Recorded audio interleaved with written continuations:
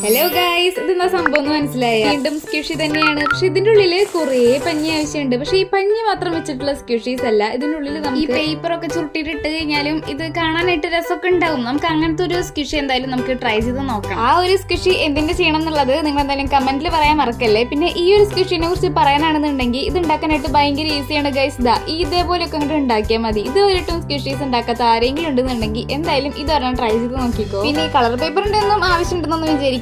ഇത് 2-3 A4 sheet ഉണ്ടെങ്കിലും നമുക്ക് ഈസി ആയിട്ട് ചെയ്തെടുക്കാനായിട്ട് പറ്റും. ഈ A4 ഷീറ്റിൽ നമ്മൾ ഈ സ്കെച്ച് വെച്ചിട്ടൊക്കെ വരയ്ക്കുക, അല്ലെങ്കിൽ വല്ല ക്രയോൺസ് ഉണ്ടെങ്കിൽ അതുകൊണ്ടായാലും വരച്ചു കഴിഞ്ഞാൽ നല്ല ഭംഗി ഉണ്ടാവും. പിന്നെ വരച്ചൊക്കെ കഴിഞ്ഞ് കഴിഞ്ഞാൽ ഈ സ്ക്വിഷി ആവാനായിട്ടുള്ള മെയിൻ ആയിട്ടുള്ള സംഭവം എന്താണെന്ന് വെച്ച് കഴിഞ്ഞാൽ ഈ ഒരു ക്ലിയർ ടേപ്പ് ആണ്. ഇതും കൂടി വെച്ച് ഒട്ടിച്ച് കഴിഞ്ഞിട്ട് കുറച്ച് പഞ്ഞിയും കൂടി അങ്ങോട്ട് ഉള്ളിലാക്കി കൊടുത്തു കഴിഞ്ഞാൽ കഴിഞ്ഞ പരിപാടി. പക്ഷേ ഈ ഒരു സ്ക്വിഷിനെ കണ്ടപ്പോൾ ഞാൻ വിചാരിച്ചു കുറച്ച് പഞ്ഞിയൊക്കെ മതിയാവുന്നു. പക്ഷേ അല്ല, ഇതിനുള്ളിൽ കുറേ പഞ്ഞി ഞാൻ കുത്തി കയറ്റിയിട്ടുണ്ട്. എന്നിട്ടാണ് ഈ ഒരു പരുവത്തിൽ എടുത്തത്. പക്ഷേ ചെയ്ത് കഴിഞ്ഞ് വന്നപ്പോൾ എനിക്ക് ഭയങ്കരമായിട്ട് ഇഷ്ടപ്പെട്ടു. അപ്പൊ എന്തായാലും നിങ്ങൾ ഈ ഒരു സ്ക്വിഷി ട്രൈ ചെയ്ത് നോക്കാനായിട്ട് മറക്കണ്ട. അതുപോലെ തന്നെ ഒരു ലൈക്കും മറക്കണ്ട, പിന്നെ ഒരു സബ്സ്ക്രൈബും മറക്കണ്ട.